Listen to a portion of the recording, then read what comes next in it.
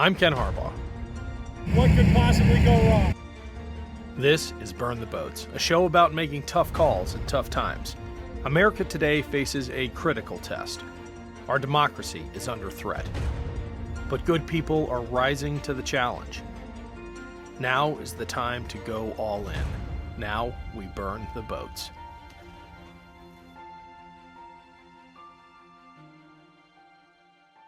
My guest today is Al Franken. You know him as the former senator from Minnesota and Saturday Night Live writer.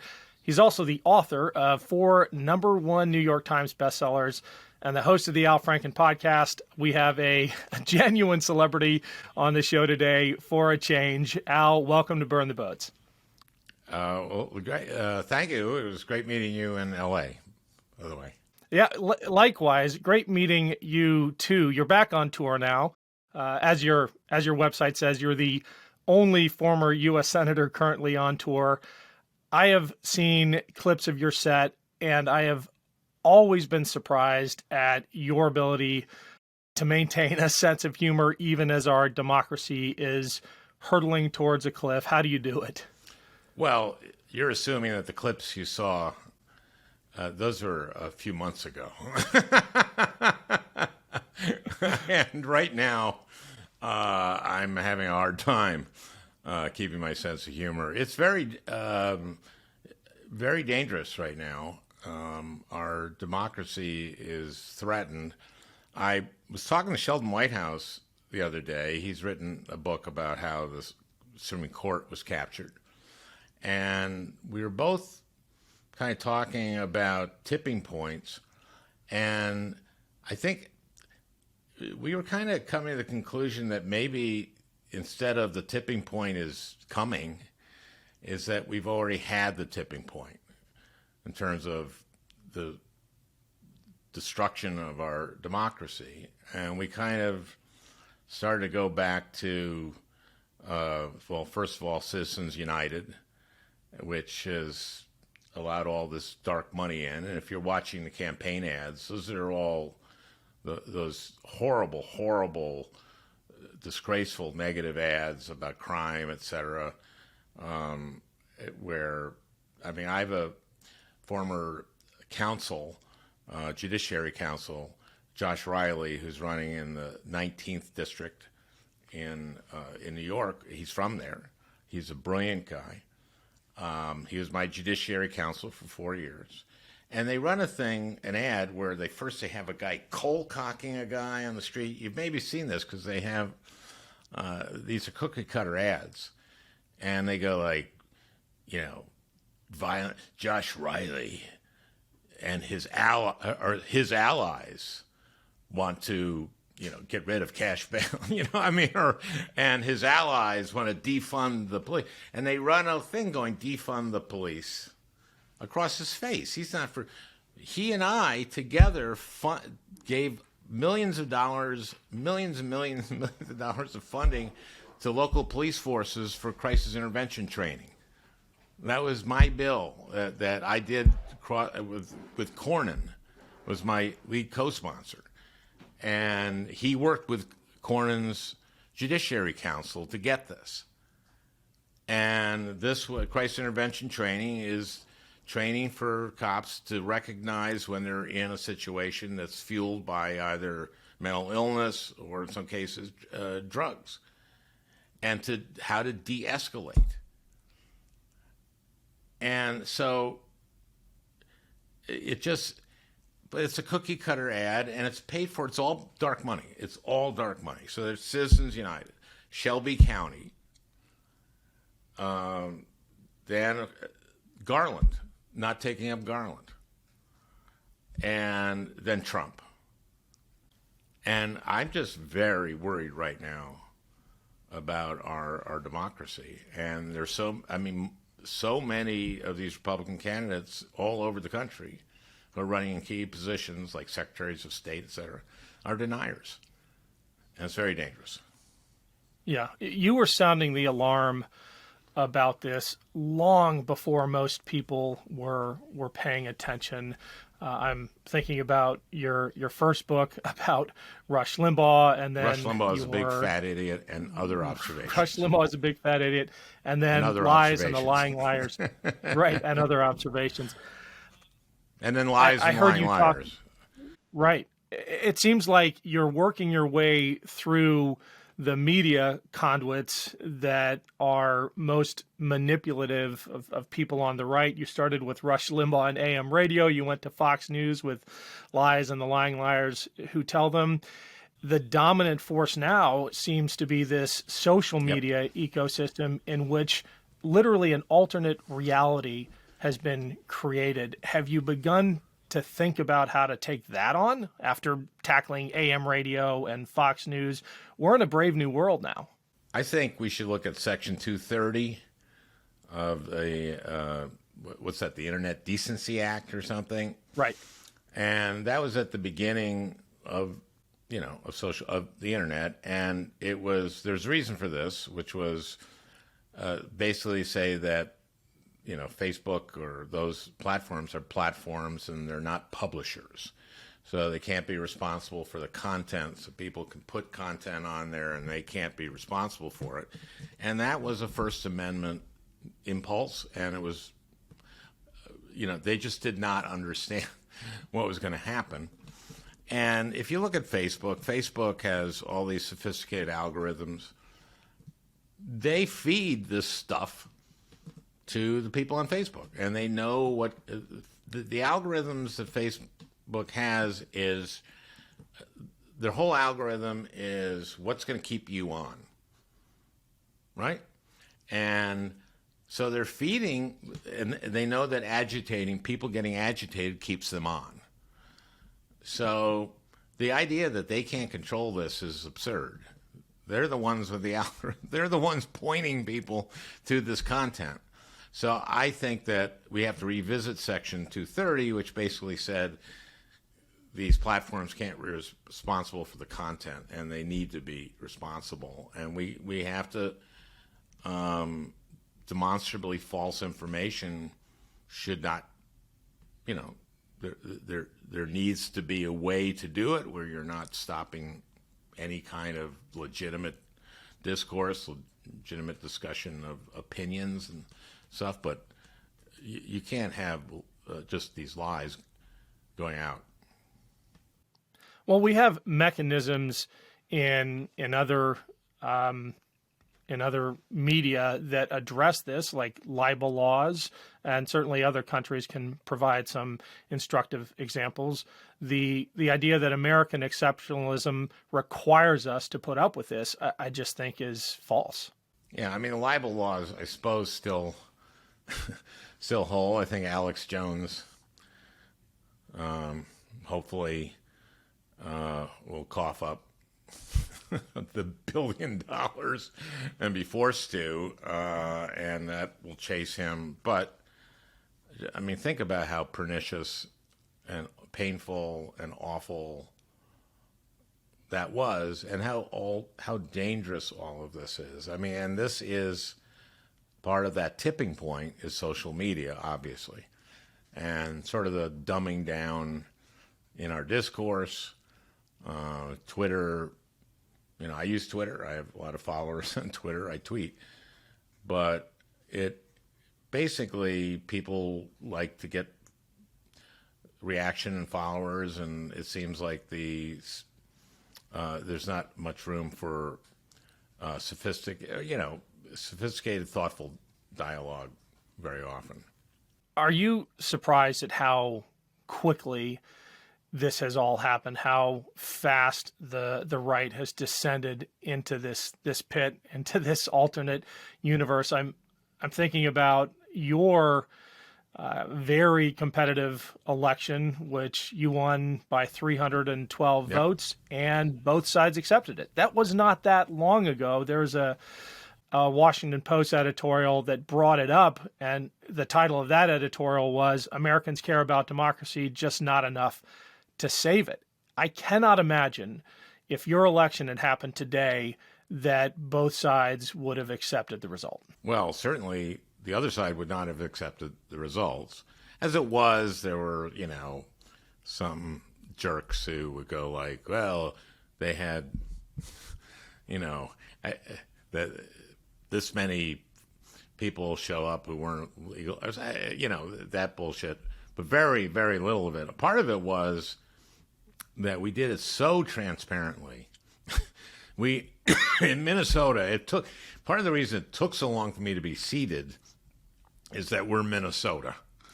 And we had, first of all, in other states, I would have been seated right away after I won the recount in time to be seated with my colleagues.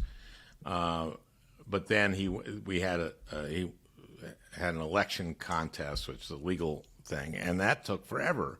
We had a 3-judge panel, and they were just so thorough. And actually, I think I had won by 260 some, and then it went up to 312 after that. But we did it so transparently. Every vote in the state was on paper, and every vote was hand counted with a member of a Coleman person there and a Franken person at the table. And you could challenge a ballot and it would go up, and then there were so many challenged because, but at a certain point we winnowed the ones that were legitimate challenges. We put them up online. Every ballot was online for everyone who wanted to see it to see. I don't know if that happens today. I mean, those were the rules. Those were the rules. And but no. I mean, the person running for Secretary of State now in Minnesota, the challenger, the Republican challenger, is an election denier. And the fact that this has happened is just frightening. It's frightening. And I think the horse is out of the barn. I don't think we're ever getting this horse back in the barn.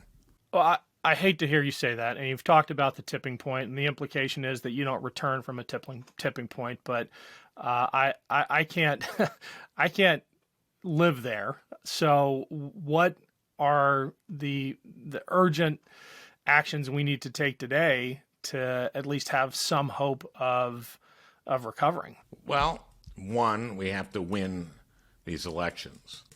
And, you know, right now the trends aren't great. But, you know, if you're watching this, you might want to door knock. I won, as you said, by 312 votes. Think about that. You know, the people that door knocked for me won that thing for me. I mean, that's one person door knocked more than 312 people in the last week. I mean, so get out there, vote obviously, but do everything you can between now and the election to try to persuade people. And door knocking is a great way to do it. Also, door knocking, you learn a lot. You learn what people are really thinking. It's the best kind of polling there is. You give money to Unite Here, which is the hospitality workers. They are on the ground in Nevada, in Arizona, in Pennsylvania. They're the hospitality workers. My PAC, Midwest Values PAC, always gives to them. I think we just raised $245,000 for them with a Zoom call. I had Conan O'Brien and Dee Taylor, the head of Unite Here. They were key in Georgia 2 years ago. There's stuff you can do the best thing I can do on this podcast is encourage your viewers and listeners to vote and to get out there and help, phone bank, text bank, do any of that stuff. That's what we can do right here, right now, you and me. I can talk about it. But this is really scary. And the court is scary, and this North Carolina case is very scary. This independent state legislature doctrine that they're talking, which is basically that the state legislatures can decide elections without and how elections are conducted in their states without subject to the courts. That's extremely scary, and they've taken that. I hope that they don't decide for a North Carolina state legislature, because 2/3 of state legislatures are controlled by Republicans, and you know what they'll do. This would have enabled Trump to win. I'm glad you're bringing up those threats, because they don't get quite as much attention as the loud election deniers. But it's not just about casting doubt on the integrity of our elections, and it's not just about gerrymandering and voter suppression. It's about vote counting and who the legislatures send. Yeah, and the court is all about other things too. It's about, obviously, overturning Roe, but it's also about the EPA not being able to have authority over greenhouse gases and to do something about it. And it's really friggin' frightening in many ways. You've said that the Republican Party, and this is a quote, has ceased to participate in good faith in our democracy. I see that every day because I pay close attention, but for the skeptical Republicans, for my parents who don't pay attention every day, what are a couple clear examples, in addition to the loud election deniers, of the Republican Party literally giving up on governing, on democracy? I think one of the best examples is the RNC saying that the insurrection on January 6th was, quote, legitimate political discourse. I think that puts the exclamation point on it. Knowing that, I mean, and come on, you know.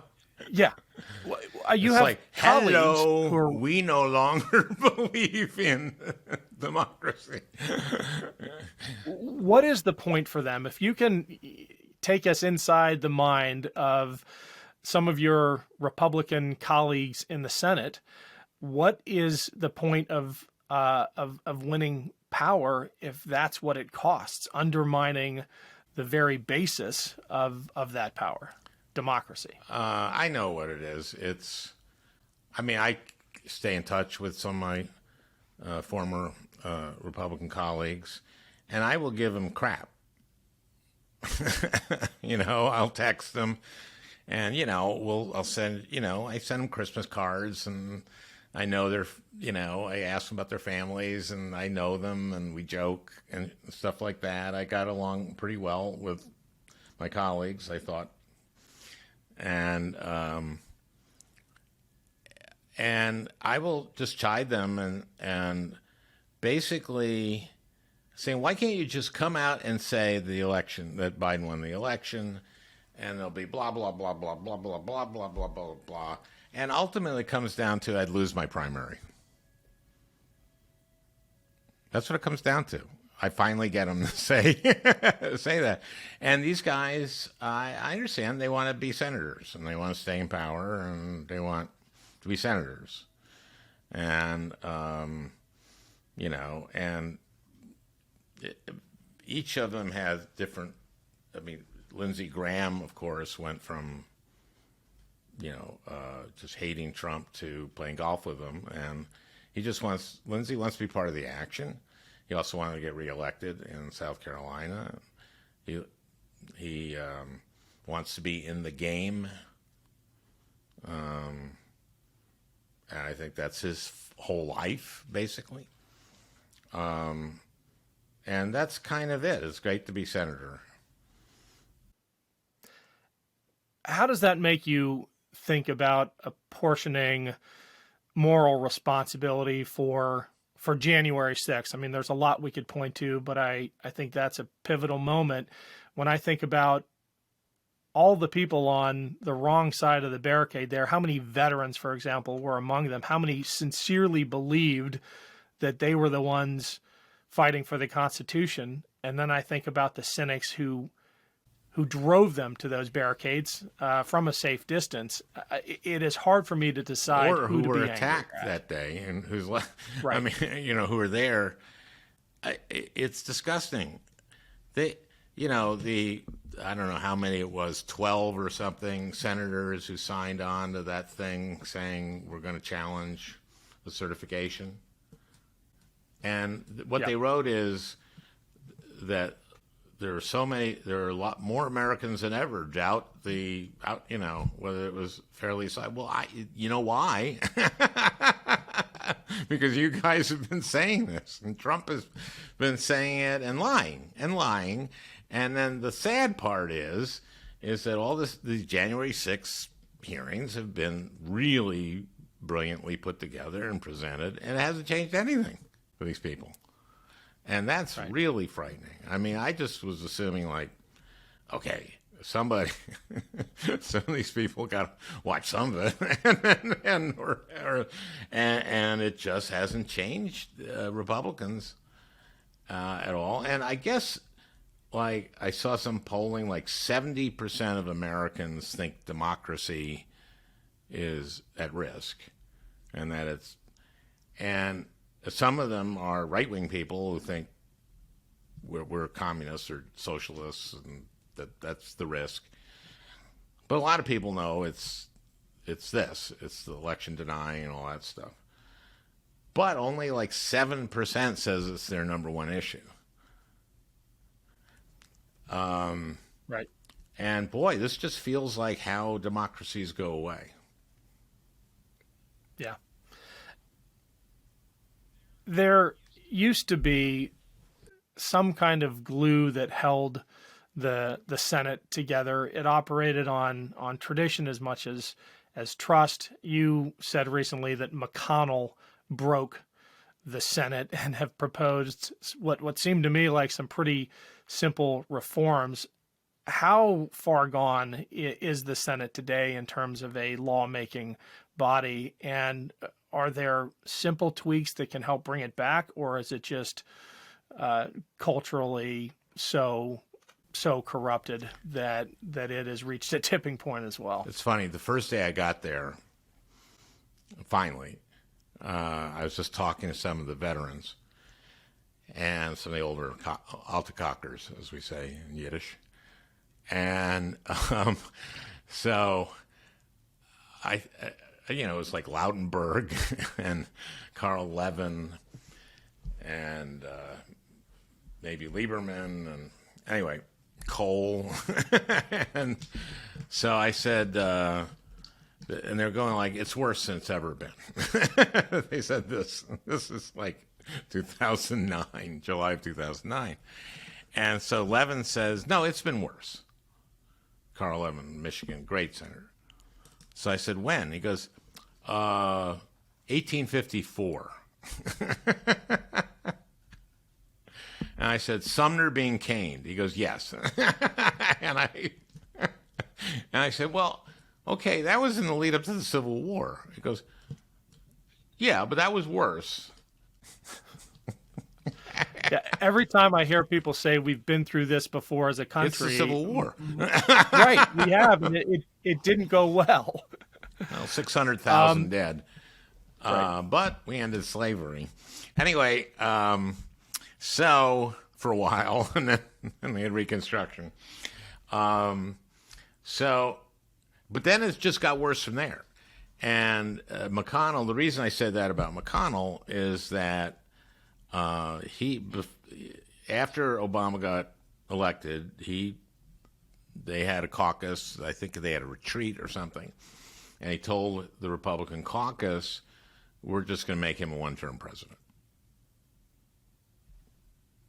And this is like, we just had this was the start of the Great Recession. We've had this horrible financial meltdown. And it's really serious. And they filibustered more the exact number of executive appointees or nominees that Obama put forward as had been filibustered in the entire previous history of the country. And that broke it. And then obviously the move on Garland, and he lied. Of course, he said it was the Biden rule. You remember that? I do. Yeah. I do. Which is totally different.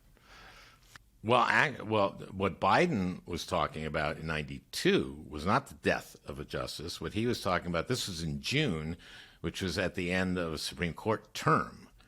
And he was saying that if a justice was going to retire so that he could be replaced by another conservative, that they wouldn't take up a nominee unless we were consulted, or even absent consultation, a moderate. That was the speech. McConnell would basically took a little part of the speech to say the principle was we will not take up anyone during an election year. And of course, this is June after. This is someone someone leaving so that he can be replaced by a conservative, as opposed to someone dying in February. And I remember him saying, well, there's already been primary votes cast in New Hampshire. And of course, Coney Barrett, this is their absentee ballots had been in. She was confirmed. She was seated like 8 days before the election. Right. So the bad faith, the obvious bad faith, is so ugly. Yeah. Yeah. How do we? I'm looking at your background. I see your American flag, and I've seen the challenge coins over your shoulder at other points during this your interviews. is How do we? Let me see. There it is. That is. I got that in Afghanistan, and it's beautiful. I don't know if you can really see the work there because it was made by an Afghan artist, but it's I've seen a number of these. You've seen that kind of triangle. But this is so gorgeous. And I got that Camp Phoenix. I did 7 USO tours. I did 4 to Afghanistan and Iraq and Kuwait. And yeah. Believe it or not, that's when I first became a fan as a young Navy lieutenant. I'm wondering now how Democrats should talk about love of country like that. How do we talk about patriotism? It seems everywhere we turn, the language of patriotism, the symbols of it have been hijacked by the extreme right. No one can forget the scenes of American flags the flagpoles being used as weapons on January 6th. How do we reclaim that? I think we just talk about what we think the principles of this country are, and how, it's a sophisticated argument or discussion that we should be having. We have all this flawed history. And I think it's quite racist for them to do like critical race theory as, something that's not taught in any K through 12, Youngkin using that, and, DeSantis passing a law saying that, a teacher can be fired for making a kid feel uncomfortable about our history. So how do you teach American history? That's one of the things is we have to teach American history. Our education system is not what it should be. But we've got to talk about what we believe America is. And America is, first and foremost, about democracy and elections. And there's nothing more antithetical to America than what happened on January 6th, and who this president was, and what he has been saying, what he continues to say, and this denial is it's just lying. And we're supposed to be for truth, justice, and the American way, and that's what we're for. And that includes economic justice. You know, Paul Wellstone, you see right underneath that is a... I see it, yep.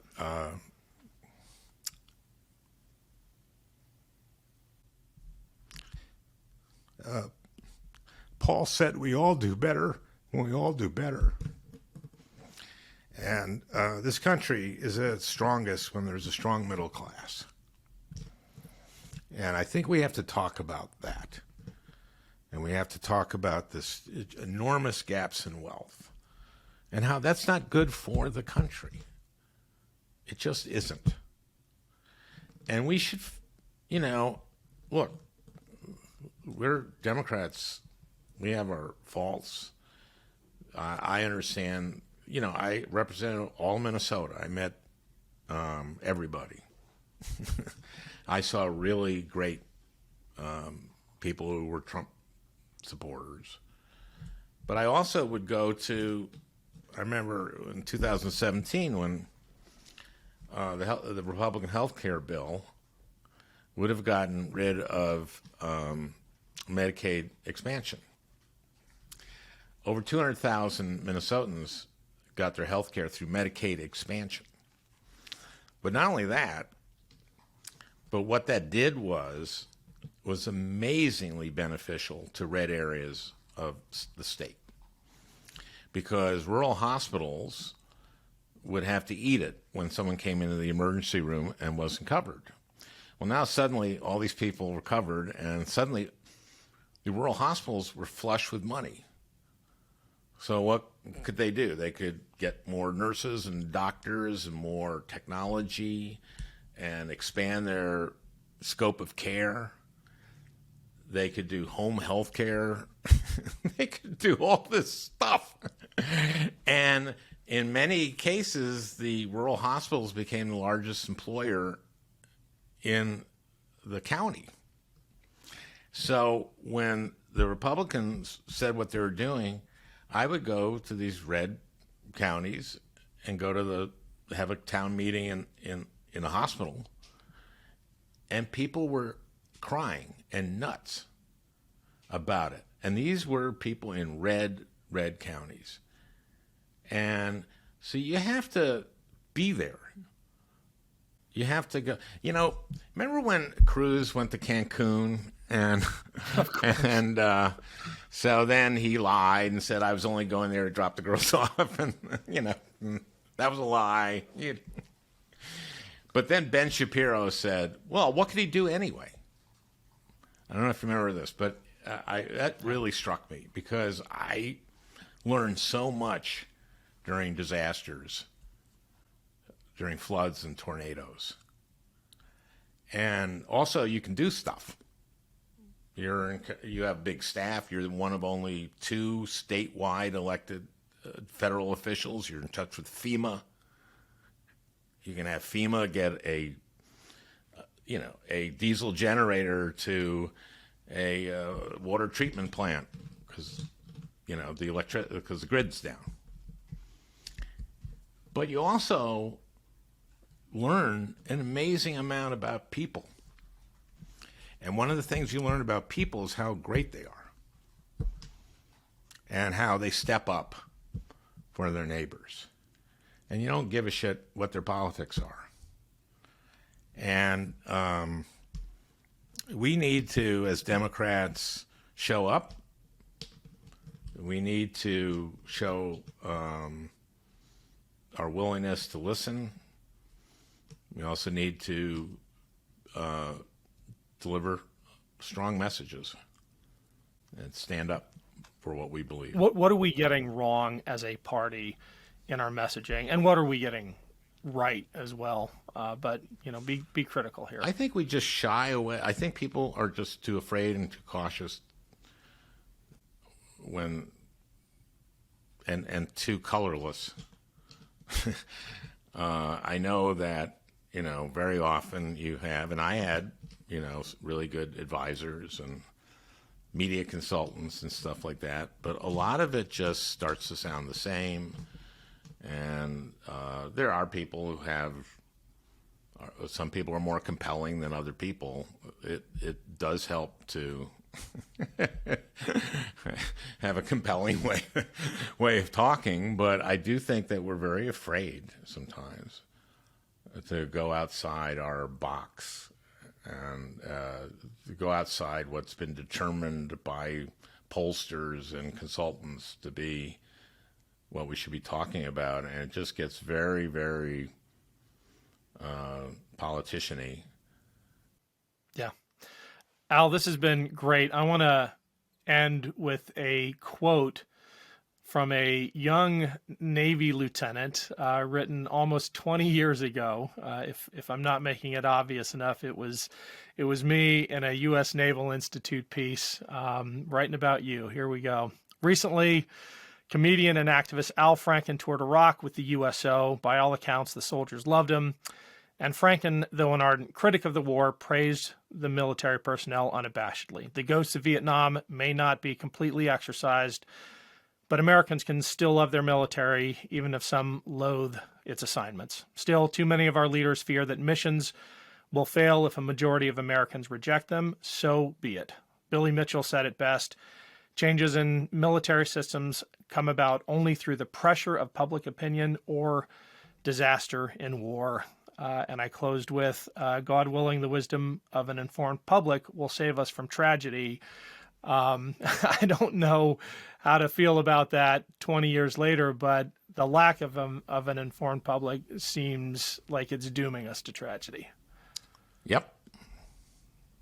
You're right. I mean, you're wrong. I reverse that. No, I mean, there's no real choice other than to keep trying, and I hope I'm wrong. I hope the tipping point hasn't happened yet. I'm with you. Thanks for all you're doing, Al, and thank you especially for your tireless support of vets. If I'm not mistaken, one of your first actions in the Senate was supporting the PAWS Act, service dogs for vets. Is that right? That was my bill. What happened was, so I won my election. I won the recount, but I was in court. So I went to the inaugural, and I had, had done a lot of USO tours, so I knew I was friends with Paul Rykoff, who's head of the AIVA, Iraq and Afghanistan Vets of America.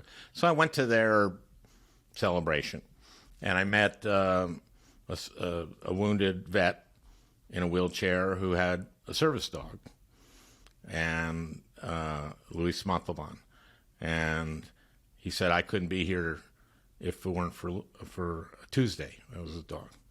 I said, tell me your story. And he was wounded in Iraq. He came back, lived in Brooklyn, was isolated, never left his apartment, was drinking. Some organization contacted him, said, we want to pair you with a service dog. He goes to Connecticut, gets paired with Tuesday. I said, what Tuesday do for you? He said, well, he can sense by smell when I'm going to get a panic attack and nuzzle me and prevent me from having it. I sometimes have these nightmares, these debilitating nightmares, and he'll jump on the bed and wake me up. If I don't take my medications at the right time, he'll grab me by my sleeve and take me to the medicine. He said, I was isolated. You have to take a dog out twice a day. Right. And people don't like going up to scruffy-looking wounded vets. They do like going up to scruffy-looking wounded vets who have a beautiful dog. And he went to grad school, became a writer. He wrote about it.